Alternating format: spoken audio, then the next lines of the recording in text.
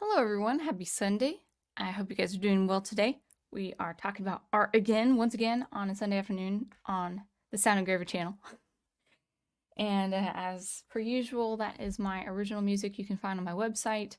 You can find on the other streaming platforms like Apple Music and iTunes, although I think with Spotify, I'll save it for when it actually happens, but I'm not too sure if my music is going to be up on Spotify much sooner. No drama, just a personal choice. But it might still be on Spotify. So let me take that banner down and hopefully the audio sounds good at least. Oh, a little quiet. Oh, really? Let's check the settings. Let's try. Prof, can you tell me again? And I should be the audio person here. Do you leave echo cancellation off? think I think I want it on. I think it sounds better with it on if I know that to be right. Oh, I can hear you loud and clear. Okay, well that's cool. If anyone can double check if they can hear me just fine. On my device it's really quiet, so I always wonder if I'm too quiet. No, echo cancellation off, background noise reduction on. On. That's what I thought. Yeah. When you Good. started getting a little more excited and talking a little louder, it came through before. Okay, good. I started very shy. Yeah. All right, wonderful. My wonderful prof stepped in to clarify. Let's welcome the chat. Well, let's actually, it won't be on my avatar or my picture. Let's see how that looks. Okay, good. So you can see the microphone is like right there.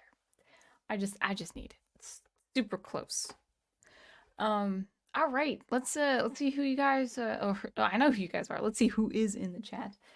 First off, Ghost Planet, gotta mention that because you came first. I think you came first even 2 days ago when I put up this stream. So welcome to you. Thank you for coming.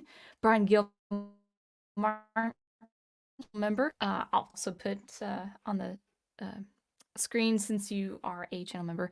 Parasocial art. I wonder what that means. Yes, let's talk. We're going to be talking about parasocial art, and you know what? I can't really find it anywhere. I wonder if I'm the first one ever to bring this up because it's happening. It's not really a thing yet, but well, it's not really in the collective conscience, shall we say? But I think there's a phenomena at work, and I gotta talk about it.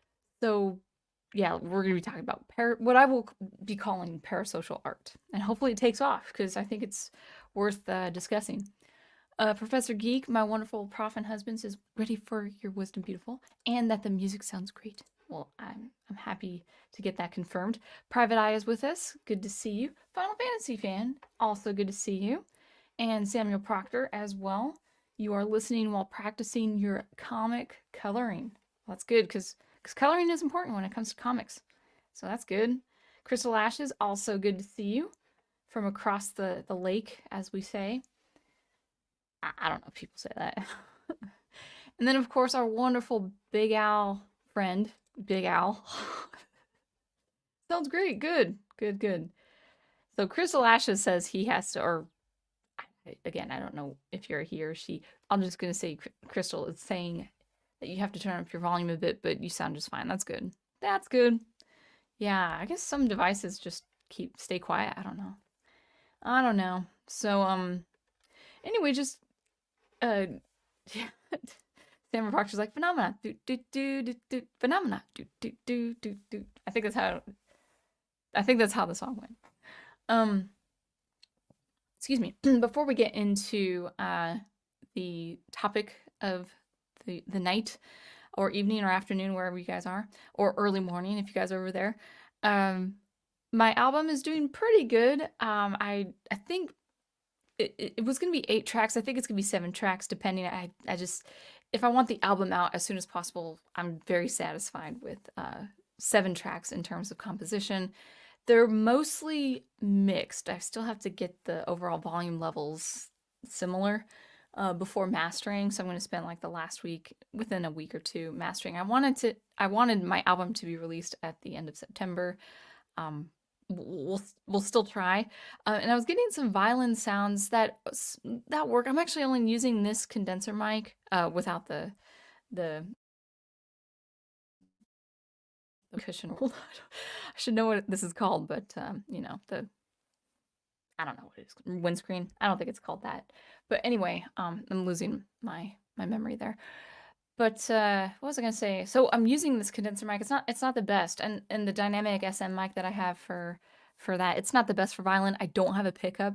I got rid of my pickup a few years ago, so I don't really have the sound that I want for violin. I'm making it work where it sounds a little bit more ambient, which is fine for this album. But one day I'm gonna have probably a condenser microphone that's perfect for upper string playing, because they're out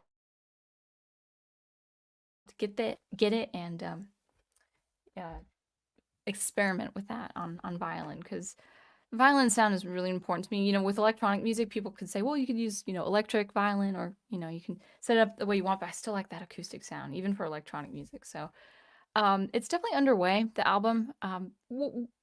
Probably pushing it to first week or second week of October, it's looking like, because I was actually going to record some violin after teaching this last Friday, and then I'm coming into my last lesson, and the girl says, you know, when you were gone, your violin E string just popped, and I said, oh really? At first I thought she was talking about a bow hair, because that had also been undone. I was like, oh, that's not a big deal, and then I saw the E string. I was like, oh, that is a big deal. So my violin's currently out of commission, so hopefully we'll get it restrung as soon as possible so I can record.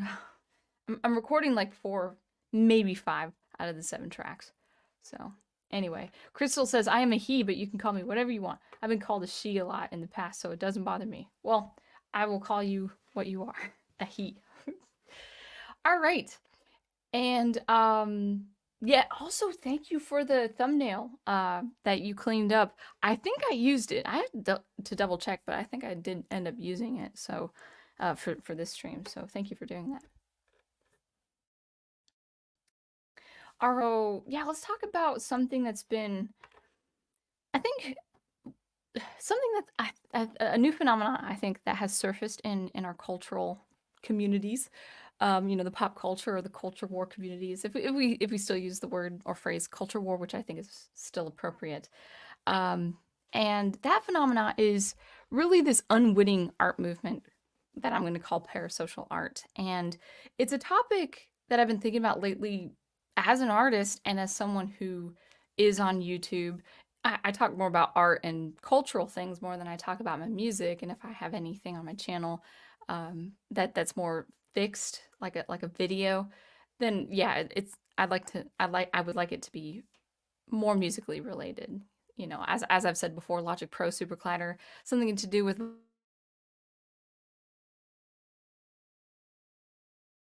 analysis. What cases I'd like my sound engraver channel to be more reserved for music videos that are videos. For live streams, it's kind of like not really a free-for-all, but we're a little bit more lenient when it comes to talking about things like culture, art, pop commentary, whatever the case is. You know, actually I started live streaming when I wanted to talk about Star Wars, and then it kind of just we're getting into the idea of just talking about art in general. So, you know, in the past few weeks, I've been talking about different art moves, you know, in the contemporary art world. But I want to actually shift gears a little bit and talk about the cultural war world that we find ourselves in, especially if you are an artist who would like to showcase your art sometime. And I would say social media, something like YouTube, something like the various platforms we have is a very good way of doing it. However, it's caused this rise of parasocial art. And so, you know, if you are an artist and you hope to market your art in whatever way through social media, you gotta consider this. I think this is really important, and it's gonna take some evaluation and personal self-assessment as you go, but it's a phenomenon that's happening. So what do I mean by social art? Well, so or no, social art, no, parasocial art. I want to talk about parasocial art. Now, what does parasocial mean? Now, traditionally speaking, the term parasocial is your kind of fixed admiration or even idolizing a celebrity and developing, clinically speaking, I think I was correct in my reviewing this.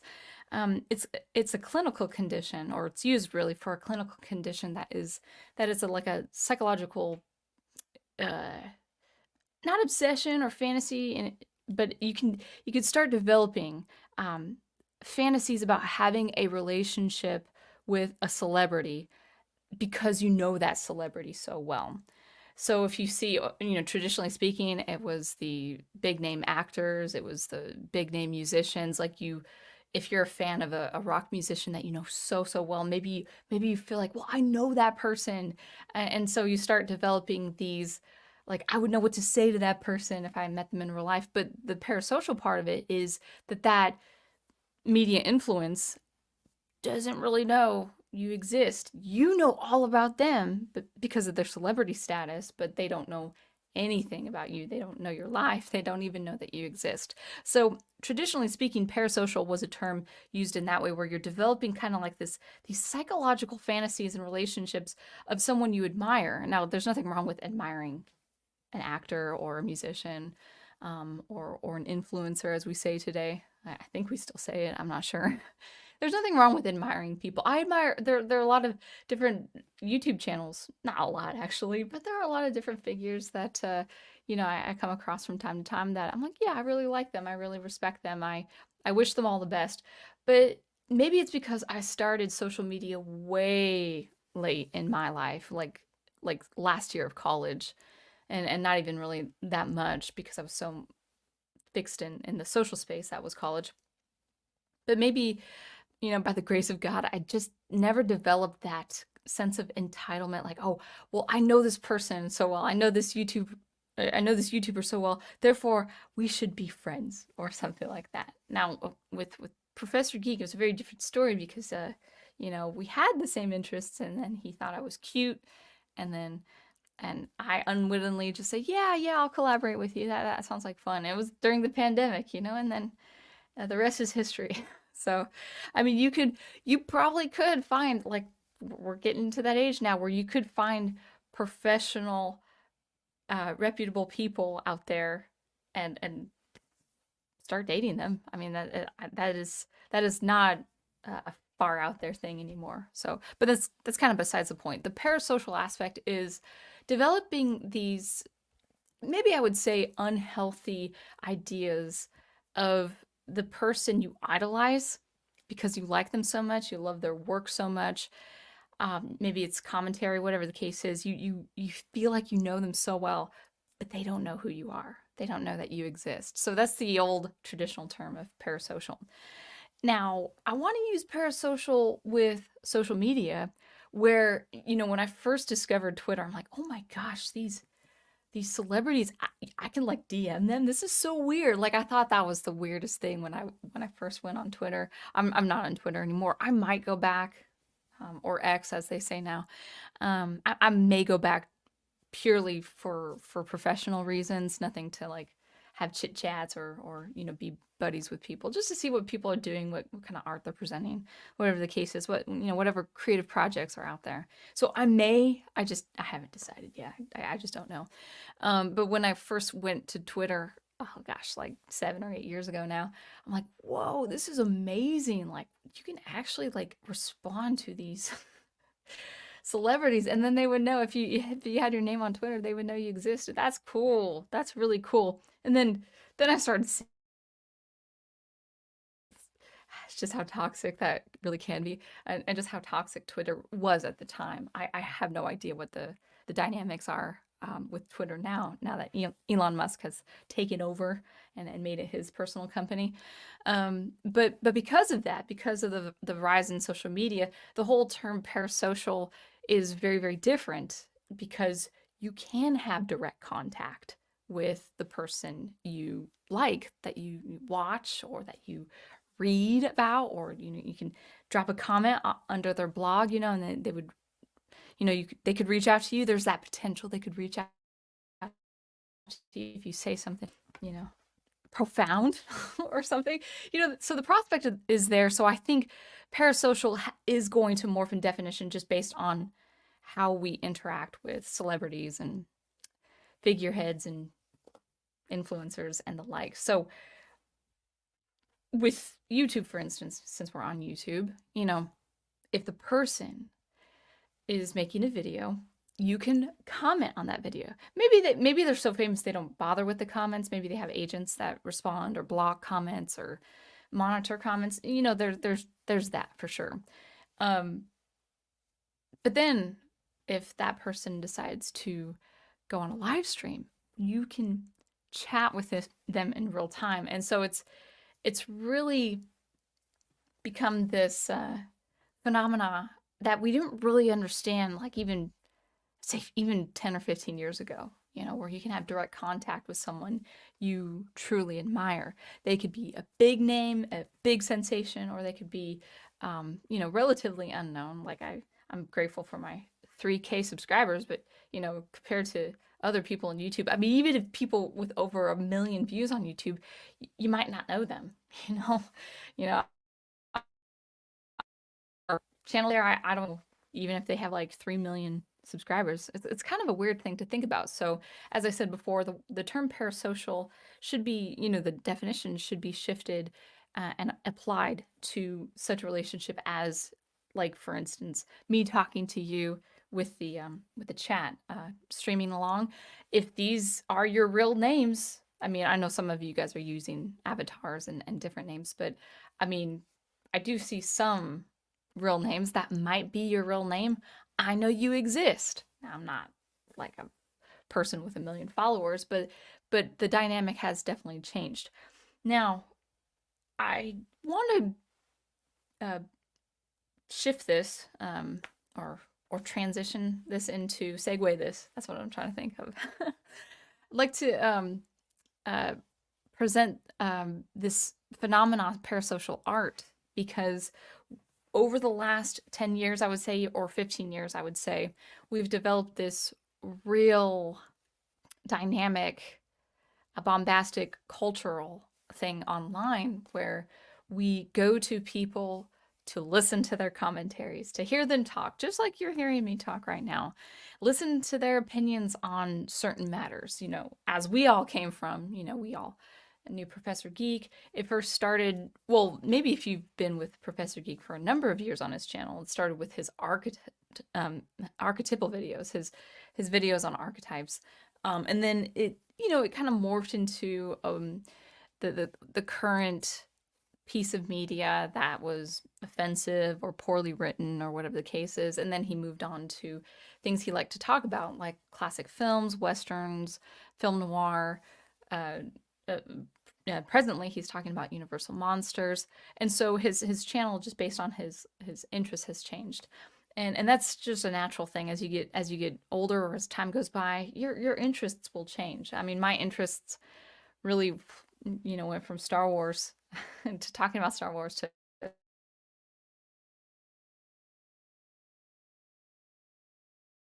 some people I had were quite long time listeners, I would say, um, uh, are not present anymore. Now, I want to double check the video real quick. If you guys can give me word on the Wi-Fi, I just saw like the I'll get some water too. I saw the signal go down, but I think it's fine now. Good. All right. All right. So you know, channels change, interests change, but the whole thing is that we have in our own routines, I can speak for myself. We've stuck with different personalities or different people over the years, depending. And I can say from my own experience, I've stuck with a few people for a number of years, and based on lack of interest, I've moved on from other channels. Or when I see like, oh, I'm starting to disagree with them more and more, I'm like, okay, I, they can do their own thing, they can make their own videos, but I'm like, okay, it's not for me to listen to these videos anymore. So that is true too. Now, with sticking with your favorite YouTube channels, let's say, and sticking with your favorite commentaries or commentators rather, you know, like we went from mainstream news to the YouTube online square, and we have our favorite personalities, we have our favorite commentators, and maybe you have stuck with some personalities. You know, I have stuck with one or two, maybe three. I had some before I moved on. But anyway, it's very easy to identify with someone. Like kind of like if you're not careful, it could be a very unhealthy identification. But a lot of people say, "Well, I identify with Star Wars." I mean, well, don't take it to the extreme, but if you're a fan of something, you're like, "Yeah, I really like that. That's part of my personality. That's part of my interests. It's part of my hobbies, whatever." But the same can be said, I think, for a lot of people when they say, I love this YouTuber. I watch him all the time. I watch his weekly streams. I watch his daily morning shows, or I love this girl so much, for her gaming streams or whatever the case is. And then if you make them, that person, that personality, if you make them your daily routine, well, then it's very easy to adopt this parasocial relationship. Maybe they know you because you've been in their chats and you give them super chats or whatever like that. Maybe they're a member, maybe they're a channel member, maybe they're a longtime listener and they recognize your name or they recognize your avatar. But there still is that parasocial relationship in that as much as you know that person and maybe they know you to some degree, it's still not the same as a physical relationship with a husband or a wife, a father or mother, a child, a work associate, a teacher, whatever the case is. It's still not the same relationships that we have developed over centuries upon centuries, just as a matter of civilization. And why I'm saying this is I don't think people grasp how much they identify um, themselves or attach themselves to this person. And if you're not careful, it could lead into, well, uh, oh, hold on one second. I hear my AC drip. Let me shut off my AC real quick. We've been having unit problems. One sec.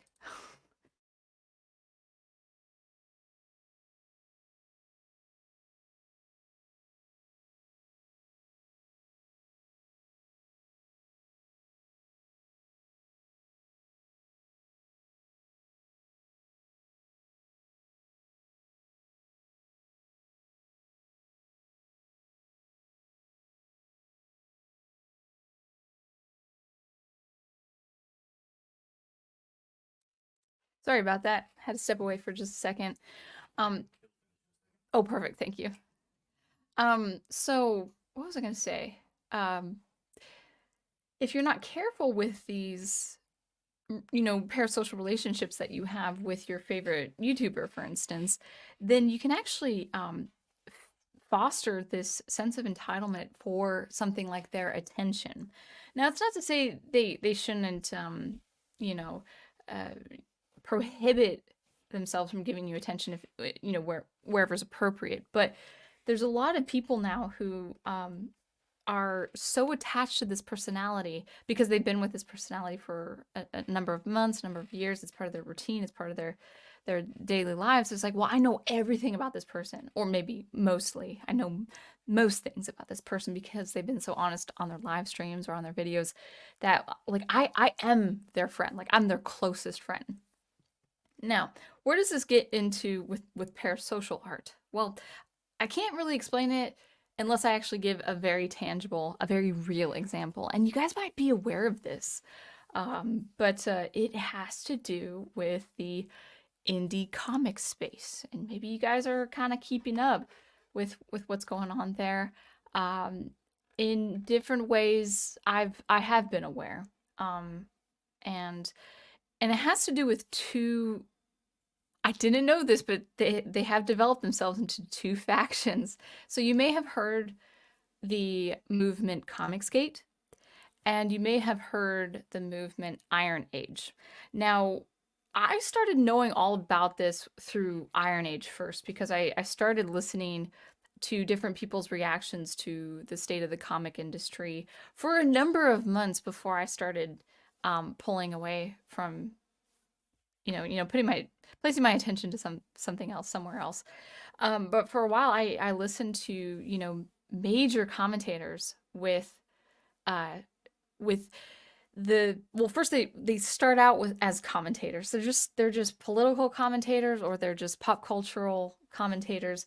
But then like you start seeing, well, I'm gonna make a business making a graphic novel. I'm gonna be in the business making comics. And then these people who are following these people, I started seeing kind of this rising of something called the Iron Age, which was independent. Well, I think the main medium is graphic novels or comics. I don't know if Iron Age is for things like music or movies or whatever, or animated films, whatever the case is. But Iron Age is a thing in the kind of the pop culture community where it's really turned out to be like a bunch of people who were just avid listeners of all these uh, commentators. I mean, and I'll say who they are. It's people from the FNT community, where you might know. I've never actually watched these streams myself, but it's called Friday Night Tights. Main host is like Nerdrotic. You had people like Shadowversity. I listened to Shadowversity for a long time before he started talking about AI art, and then I'm like, oh, okay.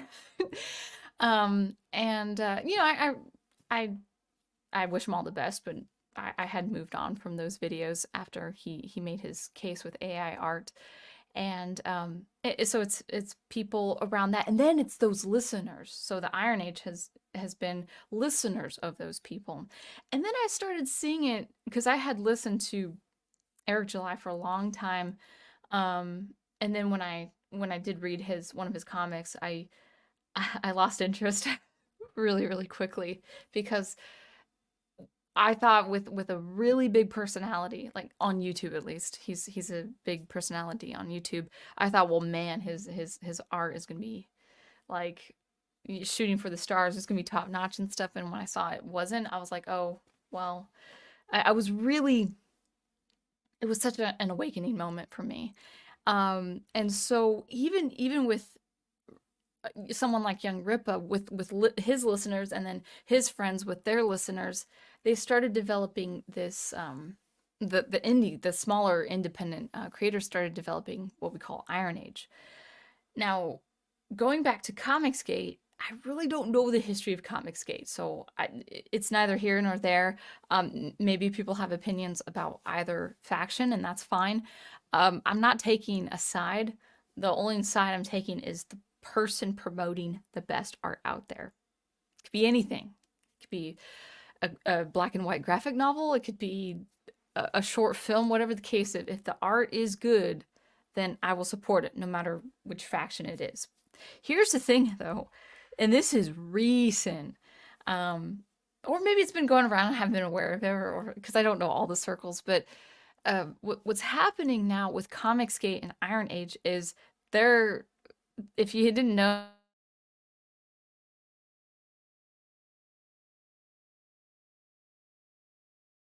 this, is because, oh, oh no, did you guys, let's see.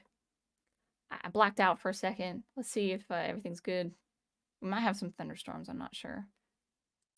Double check if you guys can double check if I'm still on.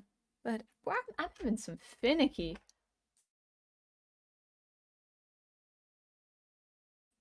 Hold on one sec. I'm changing Wi-Fi.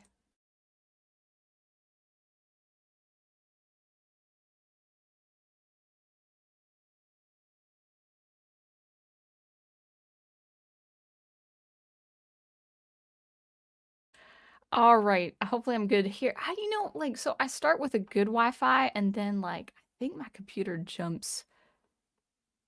I think my computer jumps to the bigger Wi-Fi. So I think I should be good now. Yeah, that's good. Okay, we're back.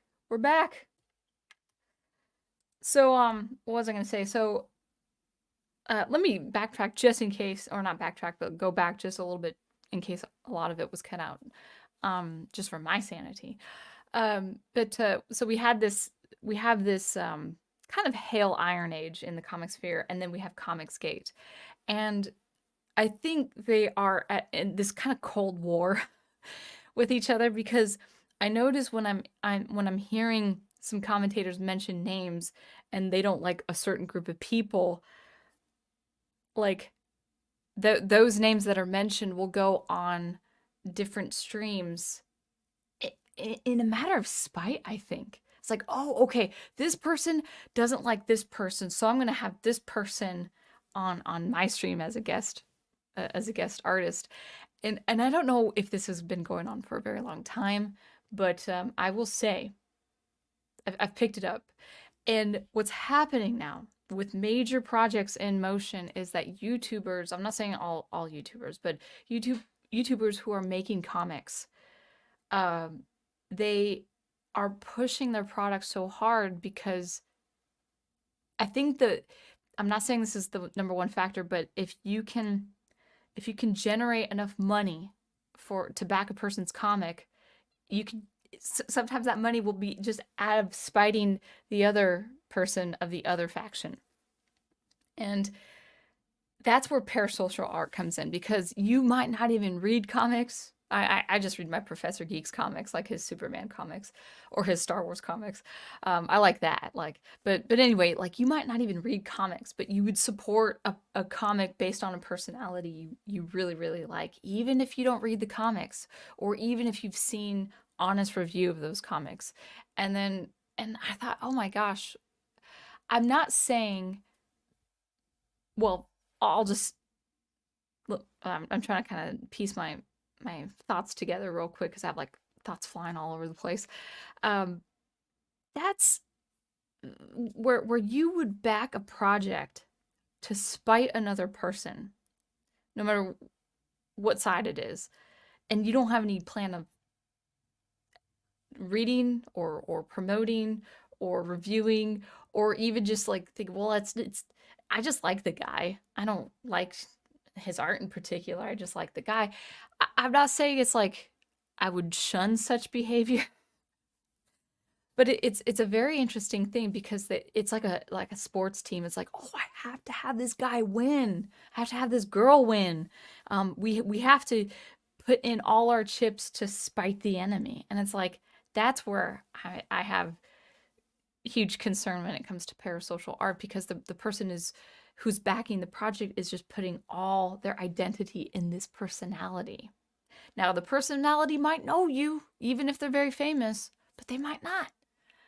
And that's a very dangerous thing. When it, I don't want to say dangerous. I don't want that's too strong a word, but that's a very unfortunate thing that you're not supporting the art for art's sake.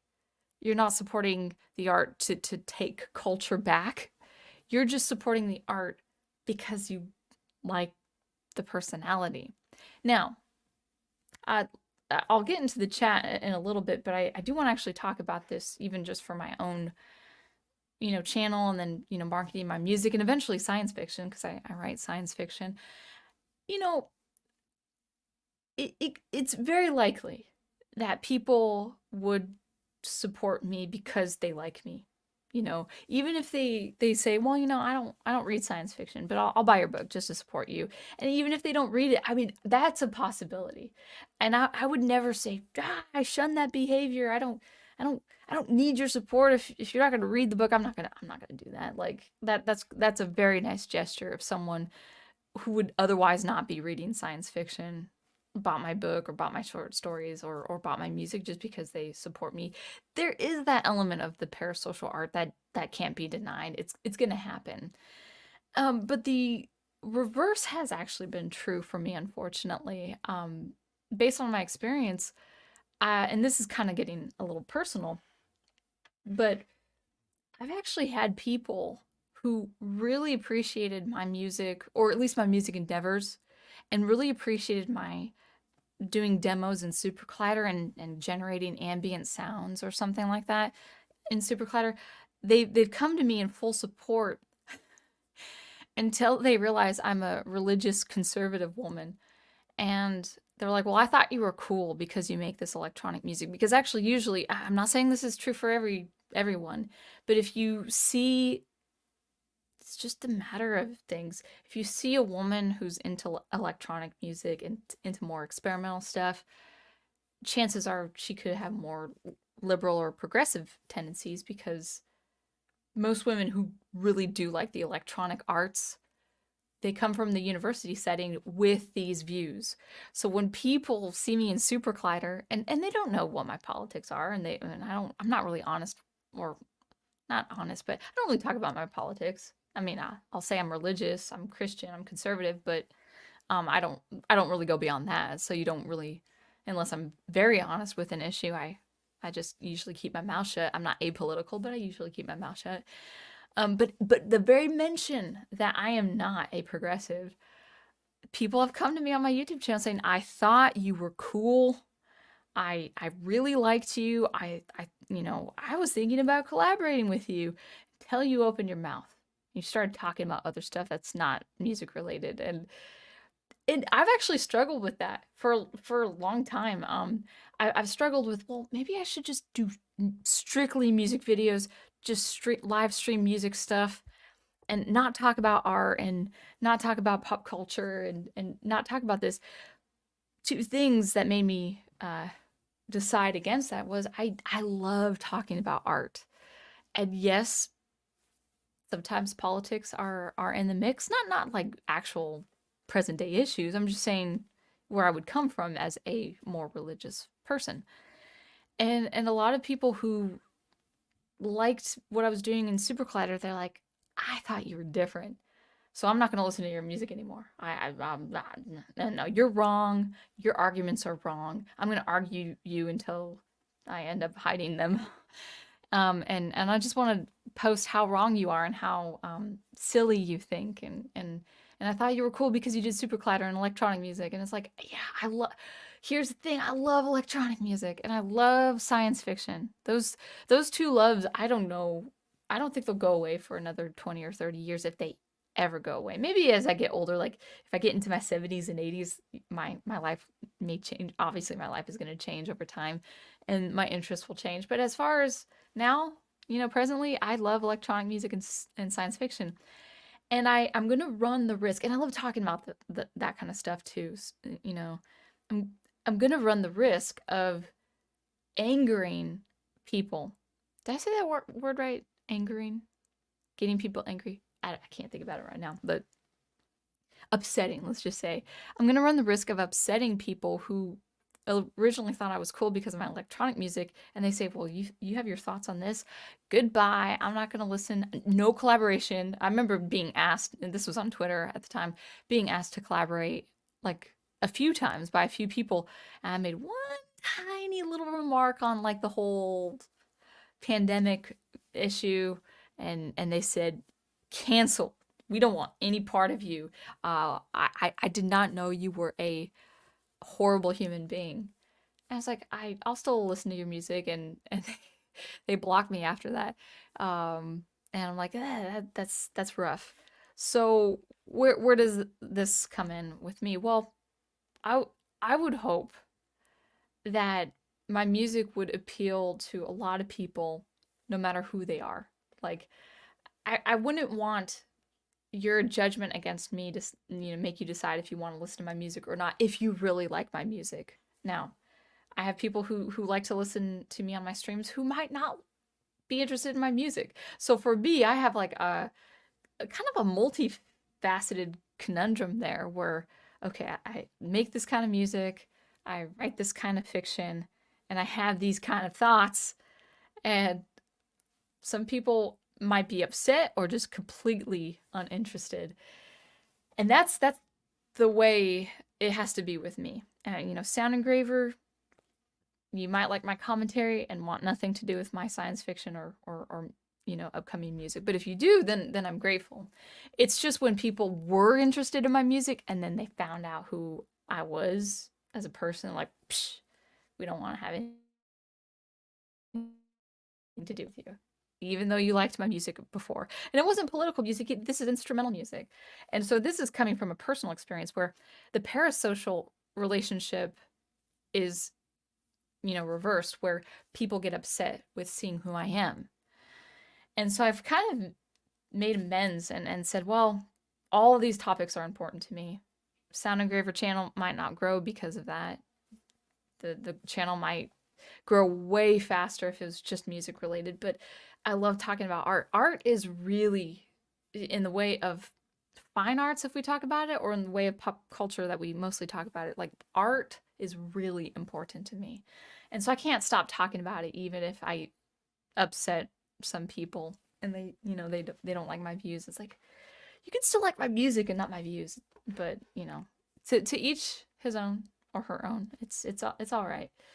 Um, so the rise in parasocial art is, just as a recap, start seeing start seeing people support art they would otherwise have nothing to do with because they like the personality.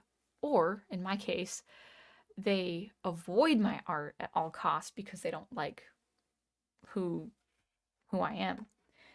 And it can't be avoided, but what I would say is support the art you're going to look at and read and consume and love, no matter who does it. I mean, obviously, if you have a conscience thing, I'm like, well, I can't, I really can't. Based on my conscience, I can't support this person anymore. Then okay, yeah, that's for you to make that call. But just what I would say is whatever project you back, it's because you have a genuine interest in that project, a genuine interest in that art. I would avoid supporting it just because you like the personality. You can always watch their YouTube commentary. You can always watch their YouTube videos. And try not to place yourself, like, try not to identify yourself with this personality. I see a lot of it. I see a lot of it in the uh, cultural space that we've seen, with all our IPs being destroyed. You kind of, you see that community. Well, you don't kind of see it. You do it, that indelible community. Like, okay, we're gonna identify ourselves as like a group of people who will shun all the mainstream stuff, and then okay, let's start making our own art. And I also, unfortunately, when you see people back parasocial art because they like the person, or they're like, the person that they like are telling everyone else, oh, you gotta buy this art, you gotta buy this art. It's like, well, I lost my train of thought. What was my point? I guess it will come back to me. Oh yes, it makes way for mediocre art. I have seen a lot of things, like even from major players in the YouTube sphere. It's like, that's your trailer? That's like something I can draw, and I don't draw. So that's what I have to say. Hopefully, I mean, this is my first time talking about it. It may come up again in a different stream, but let's see what you guys have to say. Oh, you guys, a lot of people, lot of people.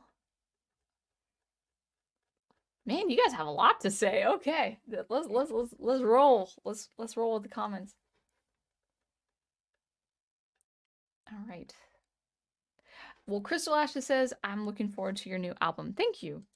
Yeah, it's my first time mixing and mastering. So I'm just trying to get it to just a comparable quality level and loudness. And it's a huge learning curve for me. So, yeah.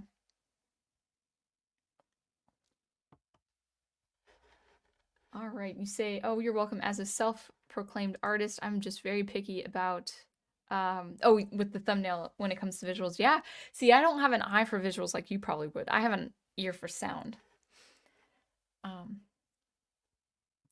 Andreas is here. You say hello. Did you know today was Hobbit Day? And what does that mean? Because like I feel like I should know the significance. Is it like where you give people gifts or something? Happy Hobbit Day. Yeah, I didn't know. Wait. September the 22nd. Is that like Bilbo's birthday or something? I don't know.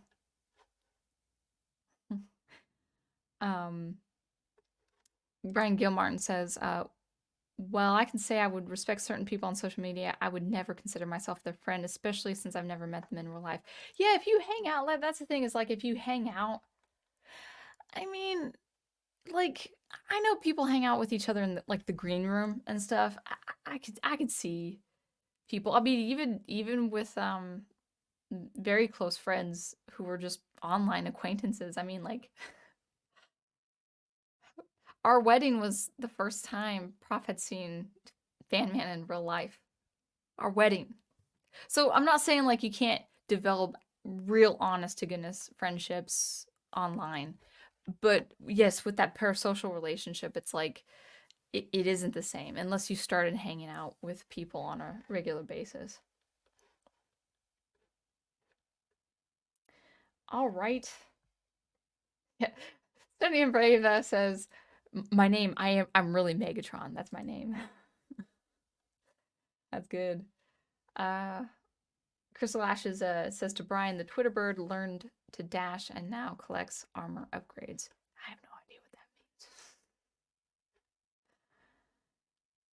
means.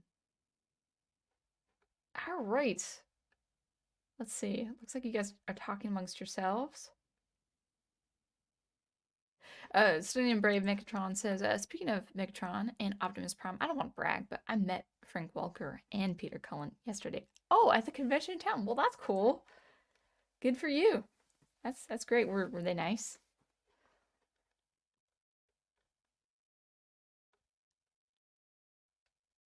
And then Jodie Benson, who voiced Ariel, got her autograph for your nieces. That's cool. That's nice. Wow, looks like you had a good day. Francisco says, I think parasocial relationships help create civilization. The ancestors, the king, the gods. That's an interesting way of looking at it. That's true. Yeah, and actually, I think clinically speaking, like parasocial relationships can be with fictitious characters, like okay, so who is archetypal to us is Superman, but I think people can develop like a very unbalanced perspective, and even some good character like Superman. So yeah, I think you have some good insight with that. Hello, Ace. Good to see you. Nice to see you. Late to the party? Yeah. I mean, 6:37. Wow. Brian says, that's what bugs me about parasocial relationships. People forget that the person on their screen is a human being who needs time for themselves. They can't be on the internet 24/7. Actually, some people who are unfortunately taken advantage of, someone like pastors or even priests, now it's the pastor's calling and duty to care for the church, but because of that, because of being charitable and generous with your time trying to get the person better spiritually, a lot of people can leech off of that attention very very quickly. If you just give them a little bit more attention, they'll I've heard from pastors saying, they called me all the time, they emailed me all the time, and it's like, well, that's not getting the person well. Like, you're a pastor, you're supposed to help me. It's like, well, yeah, I mean, yeah, but be considerate with with how many other duties this person has. All right. Crystal Ashes says, never heard of Iron Age unless you're talking about the historical period. Yeah, I mean, well, yeah. That's the thing is like, I don't know why they used the term Iron Age for their indie pop culture phenomenon. Um, I don't know. Well, maybe it's like they're forging out of what was like mainstream or something. So it's not a bad name. It's easy to remember. Asa says it seems, and you are the channel member here, seems that few online communities can go long before bowing to the power of the algorithm and grift as a result. Yeah, I've said this before. I have never faced that temptation. Like, be if I became such a personality where like I would just instantly get so much money from a video or from a live stream, and you would want it with such money present, you could face that temptation of like, well, this is what people are saying I should do. And by the way, it does not matter how small your channel is. It could be under 1,000 subscribers, and you'll have people dictate and not dictate, um direct. They'll try to direct how your channel should be, and ultimately, here's the thing. Here's my rule of thumb with YouTube channels: let the person do what they like. Even a longtime person, I've been a longtime listener of a couple people, and I've noticed with one person in general, it's like he's still very interesting to listen to, but there's sometimes where he just is really much, very much focused on a topic that I have no interest in. And so when I see that that's like on his live stream or something, I kind of tune out, and then I try to find something else. I'm like, I like to see him on screen and stuff, but he's talking about something I really have no interest in, so I don't feel too bad about not being on his live stream or being in the chat or whatever. And that's just the nature of it. So like let's say this person focused on that for the rest of his life on his YouTube channel. Awesome. I'm not going to say you should talk about this. You need to talk about that again. That's when I was interested in your channel. It's like, no, you don't get to dictate that. So, yeah.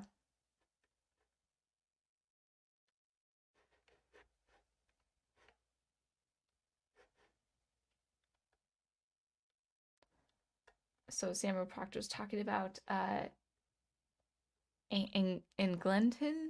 I don't know how to, in Gallatin. I don't know how to pronounce that name.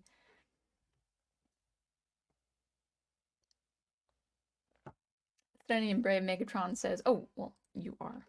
Saying, I don't so much view Comicsgate as a group, but more of an ideal that indies have adopted because they're fed up with mainstream media comics. Well, and that's a very healthy way of looking at it. Unfortunately, it is a group of people, and how I know is because there's a lot of people against Comicsgate. That's when you know a group exists, when you have a lot of people against it and back and forth.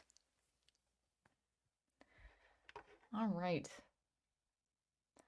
The MS Doc Phantom strikes again. Yeah, from last stream. Yeah.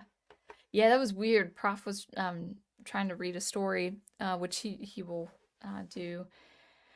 And opening a window started setting the microphone awry. It was really strange. Problems is Studying and Brave Megatron says problems people associate Comicsgate with the individuals alone and think that a few bad apples in their eyes means the whole group or the movement is bad.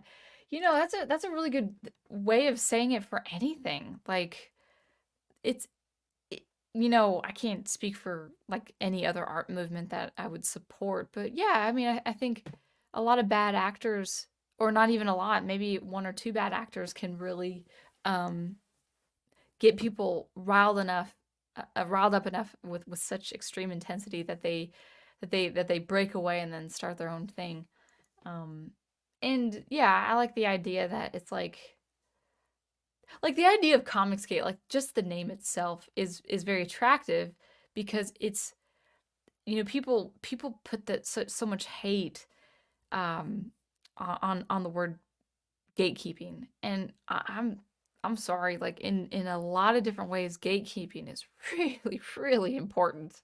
You can't have a free for all for everything, because it's just chaos. If you let every single event define a movement or something, or every single person let them define and redefine something, then it's just hogwash. It just doesn't make sense. So the idea of gatekeeping what comics traditionally were is actually a very attractive idea to me.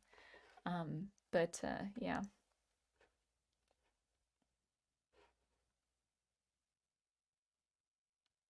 Let's see. Hello, Visjosa Corner. All right.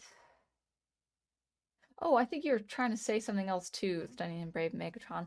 Let me let me say those two thoughts, put them together. So you say the problem is people associate Comicsgate with the individuals alone, and that there are a few bad apples in their eyes. Means the whole group or the movement is bad, and then and that's the kind of lead to this big divide amongst the Comicsgate and the Phantom Menace type of circles. Yeah. And here's actually, you know what? Let me say this before I forget. Here's where, okay. I'm speculating, guys. This is just an honest speculation. I'm not saying it is true. This is just my thoughts. Um, it can't be much longer. I mean, I hope it's not much longer before Disney really starts losing steam.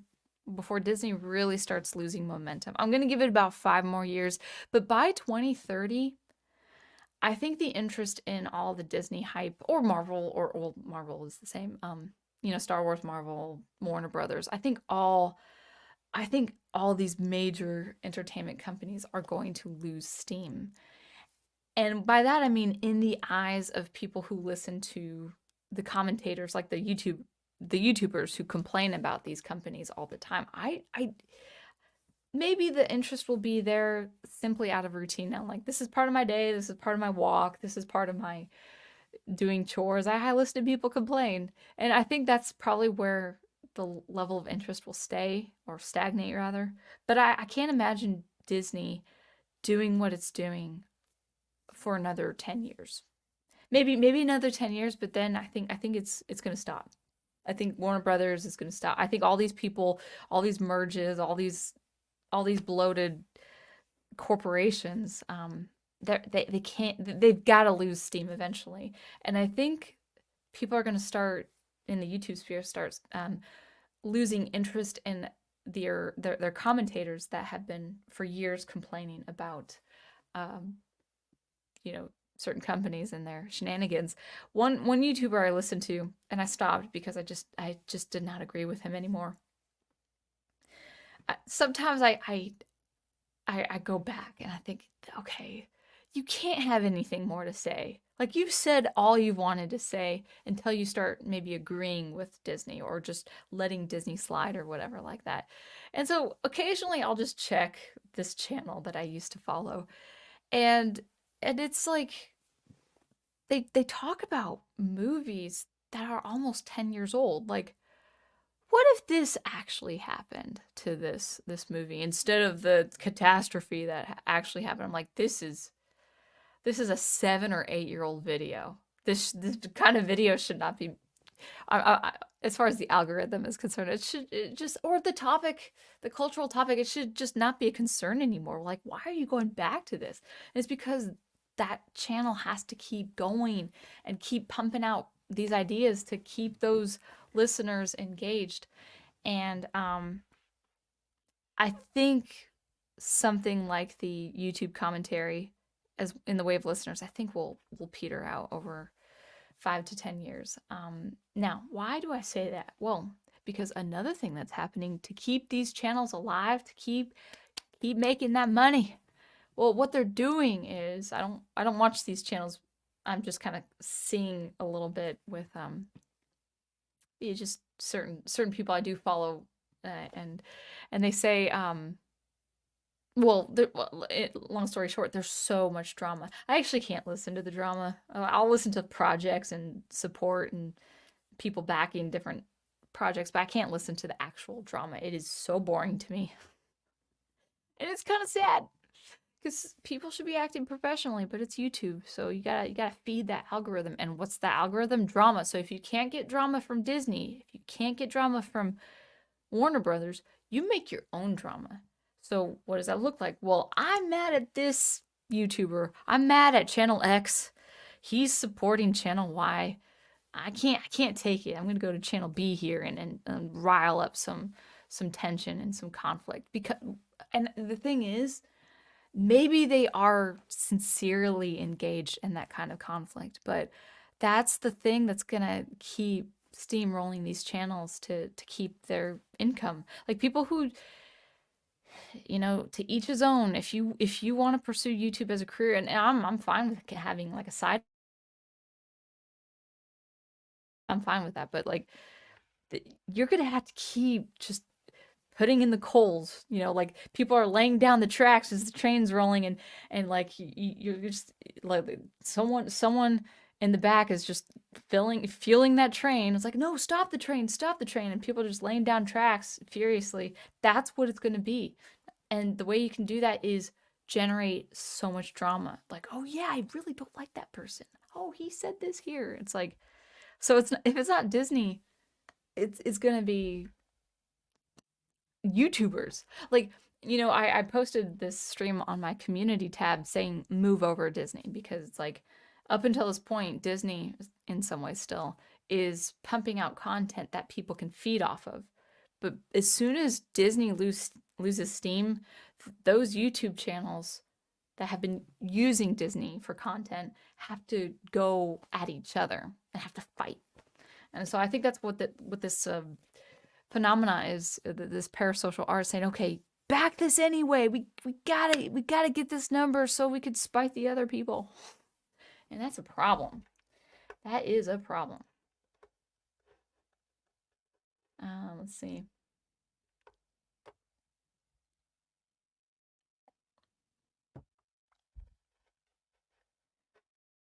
Okay, let's see. You guys are talking about conventions and stuff. Wait, you're a conservative? Well, F this, I'm out, says Crystal Ashes.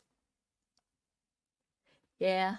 I mean, I'm not like, I don't like, I have conservative ideas.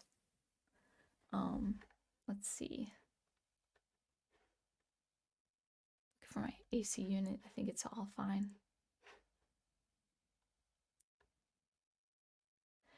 Stunning and Brave Megatron says, I kind of used to do draw streams based on what was happening in pop culture news, but my intention was that it was to try to remind people of the original good versions of the characters. Yeah, and I've seen your drawings; they're good.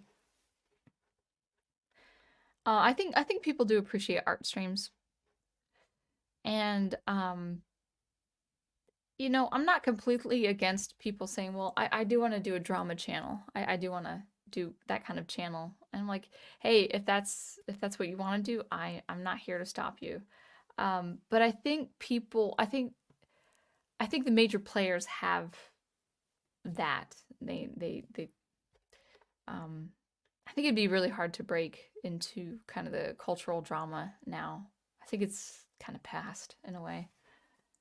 Um,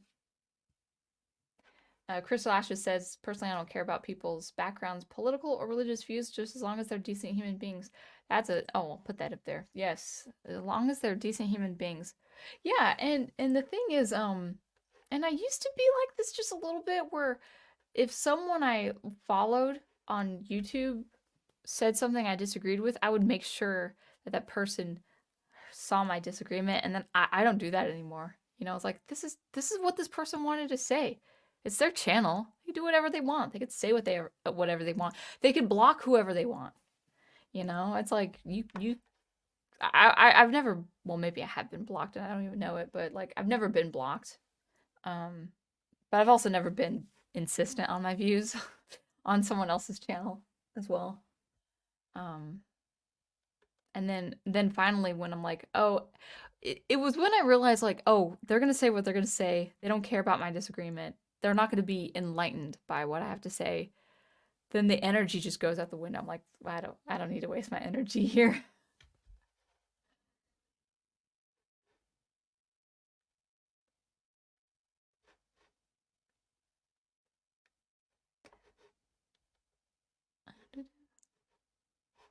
Let's see. Samuel says, I'm one of those people who come to you more for the commentary and less for the music. Yeah, understandable. Electronic music usually doesn't appeal to me, but I have listened to it. I do follow you on Spotify. Well, thank you. Yeah, I'm probably still on Spotify, but I'm gonna really try to direct the traffic a lot in a lot more spaces. Uh, yeah, Spotify. And this might be a different topic too. Spotify is just there's just things I like the interface, I like the look of it, but there are things that it does that really don't support artists. And I should research into this, but I had also heard of like just playlists that are like Spotify uploading playlists that are strictly AI. And it's like, well, that's not going to direct traffic to my stuff. So I'm gonna try to be a lot more, how do I say, just a lot more strategic about where I'm placing my stuff. So Oh, Studying Brave, you're also saying in addition to your drawing streams. But now I just draw and I want my channel to focus on the good. There's plenty of channels already bashing the current day garbage anyways, and I'd rather enjoy life. I tell you, when I'm not aware of a current mainstream thing, I don't even know like, oh yeah, that's out or whatever. I was like, like there's a real, I'm not making this up. There's a real sense of freedom. There's like there's I can enjoy the stuff I enjoy. Um, Talk about the stuff I like and why I like it.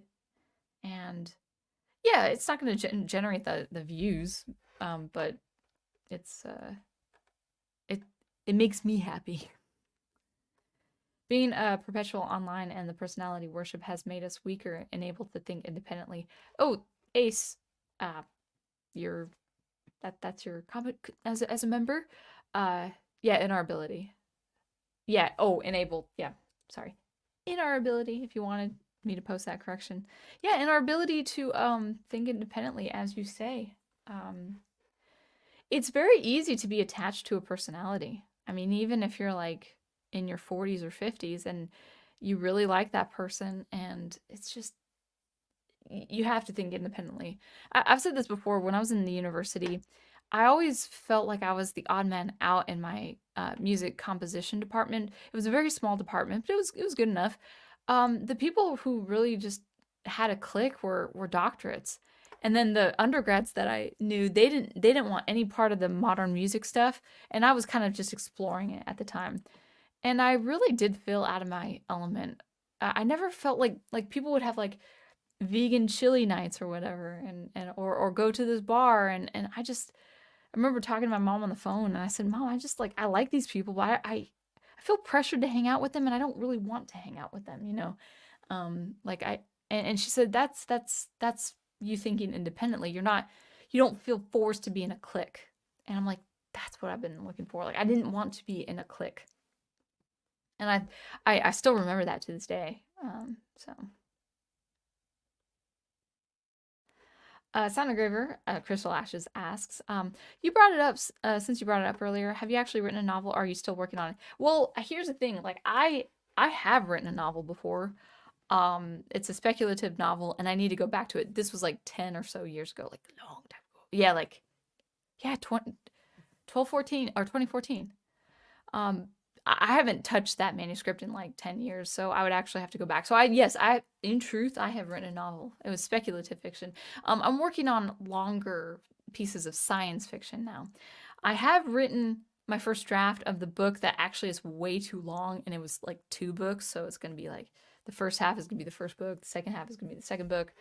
Um, because there's just so much more in the plot now. It's a lot more involved. Although I'm saying it in fewer words, which is really important. Just on the side, I haven't been in science fiction all month because I've been working on my album, and I finally just spent a little time last night and a little time before my stream to um, get back in my notes, and I had this document called Original Ideas because this was from my first draft, and it was like 48 pages. I'm like, oh my gosh, 48 pages because I just would put blocks of text onto this document. And then I went through it all this afternoon, and it's like it went from 48 pages to like 22, 23 pages because it's like I didn't need any of that anymore. And a lot of my stuff that I wrote, it was like it was like in the plot presenting the same problem in just a different way in the span of like 10,000, 15,000 words. I'm like, this is so unnecessary. It's good to see how much I've grown. I would actually, before publishing the long stuff, I would like to publish short stories. So that will be in the queue for 2025 or something. I love science fiction. And there's a lot of science fiction I don't love, but it's my favorite.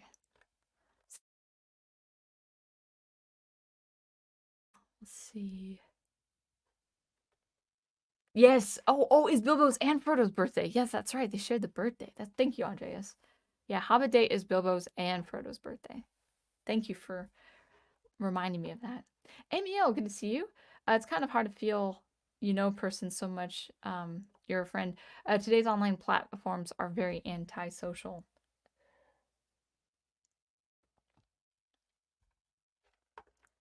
Yeah, yeah, you're saying it's kind of hard to feel like you know a person online. Um, and it's fine to have online relationships, but it's very easy to get very, very attached. Like if someone you follow is saying stuff that you're starting to disagree with or just have become uninterested in, you have to say to yourself, at least it's been a discipline for me, like, oh, I've listened to this person for a number of months now. I've listened to their podcast, but I don't need to listen to them anymore. And sometimes it's hard to come to that realization because we're so wired to follow the same people. I just really need to read more Audible books. That's what I need to do. My next Audible book I'm going to read is The Strange Case of Dr. Jekyll and Mr. Hyde. Andrea says, Sound Engraver, one, online parasocial relationships are dangerous. Also, Sound Engraver, I met my husband online. Life is good. Yeah. It's a weird, weird thing. Now, here's the thing with Professor Geek, though. He's very professional. Like, yeah, he says his opinions and stuff, but he approaches the online space in a very professional way. And I would just say be professional. I try to be I try to be professional as much as I can. I used to think, like, for instance, trolls, for instance, like I used to think like I could handle the trolls. Like, okay, well, you get some room for one comment and stuff, but when you realize certain trolls are very insistent, actually probably all trolls are very insistent. It's not enough to just leave a comment. It's like, okay, another comment, and it gets really aggravating. It's like, I don't want to ban you, I don't want to hide you, but you're setting the precedent, like, oh, anyone can say anything they want on my channel. And it's like, that's not true. No more than someone can say anything they want in my house. It's like, no, you don't disrespect me in my house. You don't disrespect me. Disagree. I've had some people who, like two or three people who have disagreed with me. They were so polite about it. It's like, man, that's a rarity. Like, people disagreeing with you online but being polite about it. It's like, it's nice. Very nice.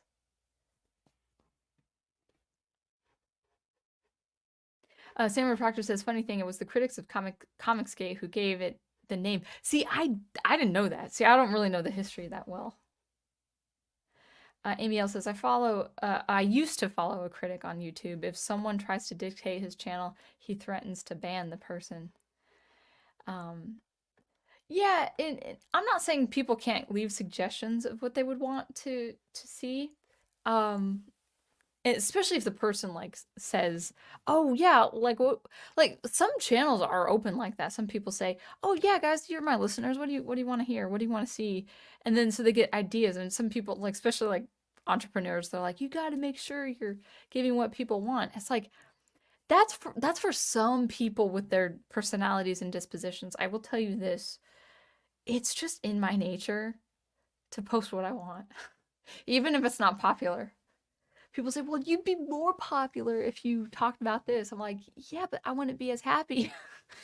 If I still talked about Star Wars and criticized about Star Wars, the channel would be something I wouldn't want. Like, I wouldn't want Sound Engraver electronic musician to be known for just Star Wars. So that's why I backed away. But also, I wasn't gonna put myself through watching Disney Star Wars as well. 1 second, let me grab some water.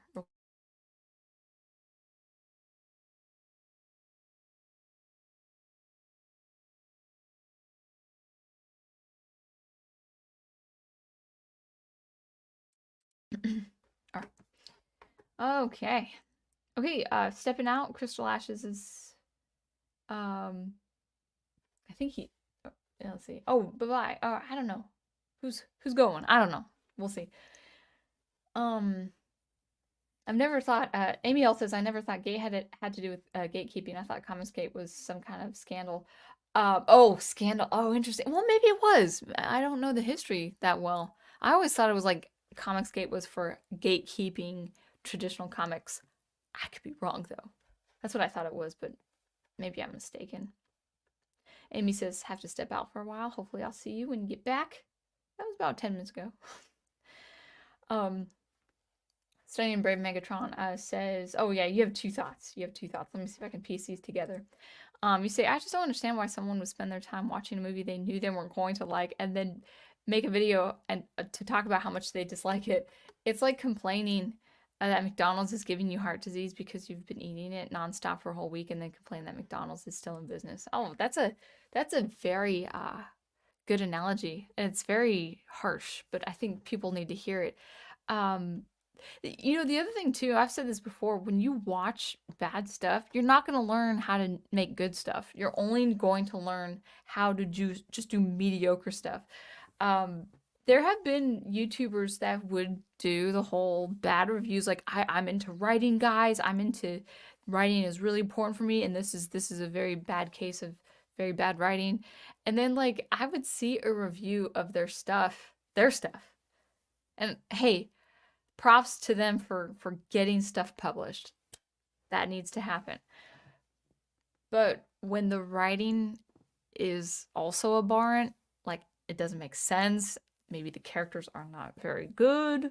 Like you have all these like you always talk about ideals and heroes and stuff, but then you make a horrible protagonist. It's like, no, you don't get a pass. You get the same level of critique that Disney gets for their shows or whatever.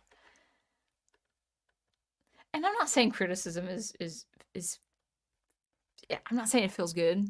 Um, you know, like if someone when I finally do publish my stuff, if they don't like my sci-fi or if they thought, that wasn't she didn't get her idea across that well or something. Okay. That's not a criticism I would be so happy to hear, um I would have to like swallow some pride, and say, okay, that's what they said. That's okay. Oh, but to your point, yes, actually, I mentioned the McDonald's. Okay, I did it right. Okay, Ace says sometimes it's not best to hang out with coworkers. Oh, I haven't done that in probably 20 years. Crystal Ashes says, I wish you good fortune with your writing endeavors. Oh, well, let me put you up. I'm more of a fantasy guy personally, but I'd be willing to check out your stories. Well, thank you. Thank you. Yeah, I don't really, I mean, maybe way later in life I could see myself maybe write fantasy. It's not my favorite. The only fantasy I like are Tolkien with his Silmarillion and Middle Earth stuff. And I do like I like things like Chronicles of Narnia and stuff. Um wait a second though. Fantasy I really do like is Something Wicked This Way Comes by Ray Bradbury. Bradbury's like my top 5 favorite writers. He's for both speculative and science fiction. Let's see. Samuel Proctor says, I usually have 2 books I'm reading, physical and audio. Right now I'm reading the original Sherlock Holmes stories. I need to read those, and listening to Will Durant's history book, The Age of Faith, about the medieval age. Cool. Hello, Scorpiopio. Good to see you. Andrea says, I can't listen to audiobooks. I need actual printed book to read alongside the audiobook. I have learned to really like well narrated audiobooks. And sometimes it is a listening experience because like there'll be like a thing you have to scroll like 30 seconds back, like, what did he say? Or, okay, what was that sentence? I keep not hearing it. I keep not listening to it. So there's that, but yeah. So Brian is clarifying. Comicsgate is named in reference to Watergate. I did not know that. I didn't know that. Huh. Well, silly me for saying, hey guys, it's about gatekeeping. I always thought the gate was for gatekeeping. Didn't know the history, so interesting. Very interesting.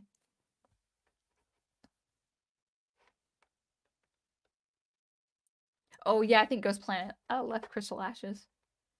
All right. Brian, Studying and Brave Megatron says, I'd rather be known for my art and keep a lighthearted atmosphere on my channel than be popular and talk about how much I hate something.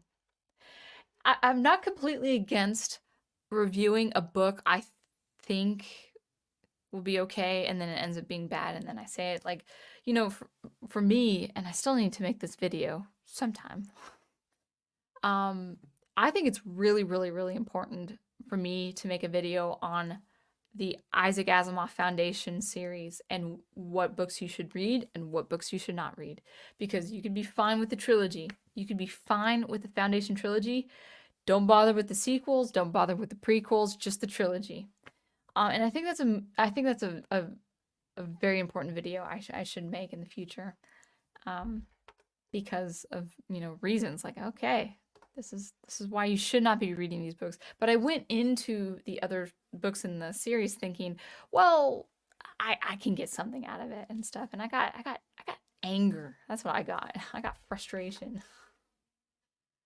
But it's been a stretch of weeks now since I've read that series that I'm not like absolutely frustrated. Now, one thing I can't do, because I'll get so smacked for it anyway, I can't read the Red Rising series because I did not like the first book. I remembered not liking it. I reread it again years later, and I'm like, okay, it's worse than I remembered. And then people just got on me for that, and well, people might say, well, you might be popular or you might get a lot of views if you make a video reviewing every book. There's no way I'm ever stepping foot in that universe. Ever. I'd be miserable. I'd rather be with Stargate crew. Brian Gilmarn says, this is why I say failure is not a good teacher. If all you do is fail, you'll never learn how to do it right. It's when you succeed that you truly see this is the way. That's a really good point. I don't know what it's been, but in the last generation, people say, oh, it's okay to fail. It's okay to fail. And it's like, okay. On the surface, yes, it is okay to fail. It's okay to make mistakes, but you don't want to glory in failure. And I think people say, well, I don't have to succeed. Or I'll try my best. If I don't succeed, then and that's fine. That's part of your journey and stuff. And maybe you won't succeed, maybe you will. But when teachers say, like, oh, it's okay to fail. It's okay. It's like it's okay to make mistakes, but succeed with those mistakes, don't embrace failure like, oh, this is just my experience. It's like, well, okay, learn what you did wrong and don't do it again. And the thing is, I will say I've had students, as a music teacher, I've had students who absolutely would not perform in front of people because they were so scared of making a mistake. And I tell them, even as a professional, it's like, I'll make mistakes all the time, but you just got to be musical with those mistakes. And their stage fright, I had a couple students who were just absolutely struck by stage fright. And I would ask them, like, if I should, accompany them on the stage or just be at the door, make sure they're okay. And I remember one girl, she was so scared. And it was the one time she played her piece pretty much perfectly. And she comes in, she bows, the audience claps. She comes in and she comes to me. She's just like, that was horrible. I said, actually, that was the best you ever played, that song. And she didn't believe me. It was really sad. I'm like, I'm telling you the truth as a teacher. That was great.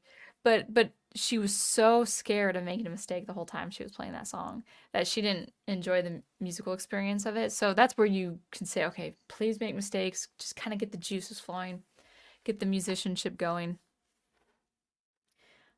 Yeah. Oh, cool. Electric says, I'm reading the third Philip Marlowe book by Raymond Chandler. That's so cool.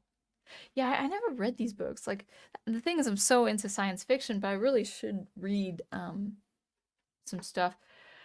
Okay, guys. I saw that was like 8 or 9 books. I don't know if I could do that, but like there is some curiosity I have with reading Critical Drinker's thriller books. He has a series of like 8 or 9 books, and I'm like, okay, he's pretty good with his video essays. I don't watch him anymore. I used to a lot. But he actually did write a thriller series, and I kind of like want to see if it's good, you know. Um, the one project I should have backed, and that was Razor Fist's Western. It looked good, and maybe he'll do a second uh campaign or whatever that is. Second chance campaign, is that what they talk about? Yeah. All right. Stunning and Brave Megatron says, I'd probably have an aneurysm having to scroll through a million comments in a live stream. I mean, some people are so famous. Like a group that I listen to is Two Set, the two comedic guys who are professional violinists. If they do a live stream that's a performance, you can't see the text. It scrolls up so fast. That's kind of one reason why I like doing these live streams with this kind of smaller number of people because I can, take a look at what you're seeing, you know. Uh, my opinion, says Scorpio Bio, a well done audiobook is every bit as good as a physical book. I agree. There's some really good audiobooks out there. Stunning Brave says, yeah, I mean, I think reviews are warranted, but there is just some things that are obviously going to be bad, like that stupid Velma show everyone hate watch and spent time keeping it relevant. You know, that is one thing. And maybe we'll wrap it up in about 10 or so minutes, but that is one thing that I saw just like one or two pictures of that animated show, and I know I would have been physically nauseated to see such a show, and no employer. I'd have to leave the job. Like if there was like a YouTuber who employed me, like you're good with video essays, you're good with commentary. Why I'll pay you. I will pay you to review Velma for my channel. It's like no way. That is money I don't want, because I don't want anything like that in my brain. I don't want anything like that in my mind. It looked so abhorrent. It looked so despicable. I mean, yeah, you have like things like Rings of Power and stuff that I would never watch, but there's something a little bit more palatable about Rings of Power than something like that Velma show. That was just a nasty piece of art, even from the little I saw. And there's not enough money in the world that can make me put that and store that in my mind. No way. Like, we'll pay all your debt. Like, no. Probably still wouldn't. I don't think I could. I think I would be really squeamish about accepting that and watching that. Andrea says, I would like to see your unbiased review of Critical Drinker's books. Maybe they're better than Young Rippers books. Ha ha ha, says Andreas. Yeah. I tell you, I'll be real, guys. Alpha Core was a real disappointment. I didn't. I'm not like emotional where I was like, oh, I can't believe I've been duped and stuff. But I actually did stop watching Young Ripa's commentary after that, because when you spend all your time criticizing mainstream stuff and you have enough clout and enough resources to get just one book, just one story, that's it. No series, no extra characters, nothing. Just one story with your clout, with your audience, with your resources, with your money. And I was expecting, I never read ISOM, I never read Yaira or whatever. I never read anything else but Alpha Core, but when I read Alpha Core, and it was one of those experiences where it was just, at first it was just meh. That was my biggest experience, and then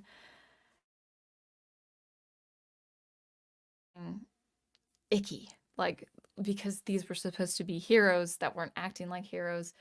And then I'm like, but you've spent years on your YouTube commentary on how dare these people do this with their franchise. And I'm thinking, okay, with your own stuff, just one story. I'm not looking for a franchise. I'm just looking for one story.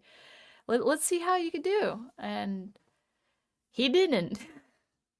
And he didn't even write it. Chuck Dixon wrote it, and I was still disappointed. And that really left a sour taste in my mouth. It made me, and I kind of want, again, this might be a topic I revisit because it's really important to me. Um, it left a bad taste in my mouth, and it also made me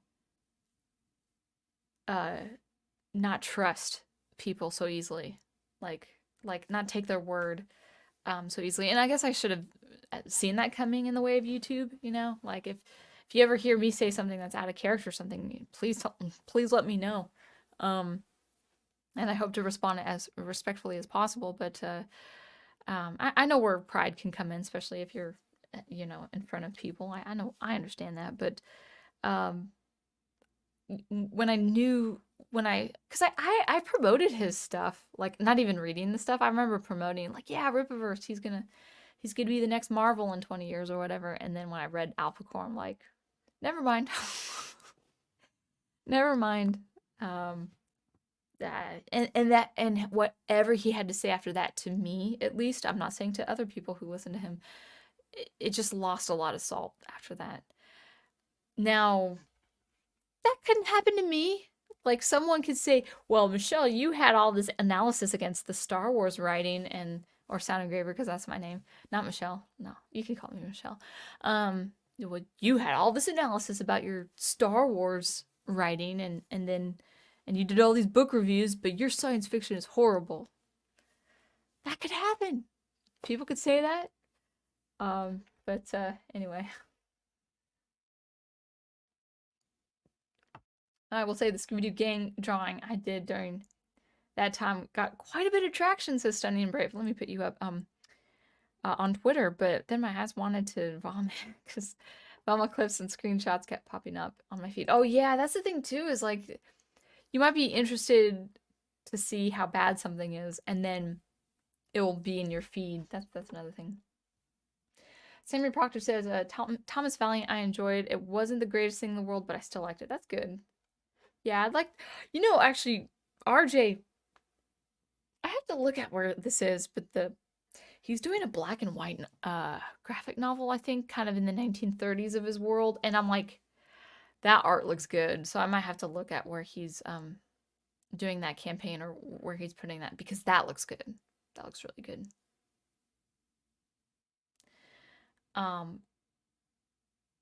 Yeah, actually, so Andres actually did say unbiased review of Critical Drinkers books. Now, the thing is, I don't really watch his videos at all. Actually, I used to, but I don't anymore, just because I lost interest. If they're good, I would say they're good, and if they lack, then I would say they lack. But the thing is, it's like 8 or 9 books. That's a commitment. So I probably wouldn't do it anytime soon. I know people like the Christopher Lee audiobook of Children of Huron. That's cool. All right, so we're getting into, oh, dang, it's almost 7:30. I missed a little bit of a walk. I did like a 20-minute walk before stream, but I need another walk, so I'll probably get on off the stream. But thank you guys so much for listening to that. We might revisit this topic. It's really important to me. It's not that I want to like gossip and stuff and talk about drama myself. I don't, but the rise in personal, or the rise in paraprofessional art is a phenomena. And if you're artists who want to market your art through YouTube, through Twitter, whatever the case is, just know people could support you just for the sake of liking you, which is, it's great. And then people who thought your works were amazing, but they don't like you as a personality, then that can happen too. Just what I would say is, back what you find very good or very attractive, or something that interests you. Find if you like with comics and graphic novels, if there's a campaign out there and you're like, that looks good, and I already like the artwork, back it for that sake. If you don't know anything about the person who did it, or if you know everything about the person who did it, it doesn't matter. Like, if that art looks good, back it. That's all I have to say. So anyway, we'll end it there. Thank you guys so much for watching and listening, and thank you, Brian. Thank you for saying that was a good stream. I shall see you hopefully next Sunday, if all goes well, no thunderstorms or rainy weather. And keep producing, preserving, and promoting the good art that you love, and I'll catch you later. Thanks.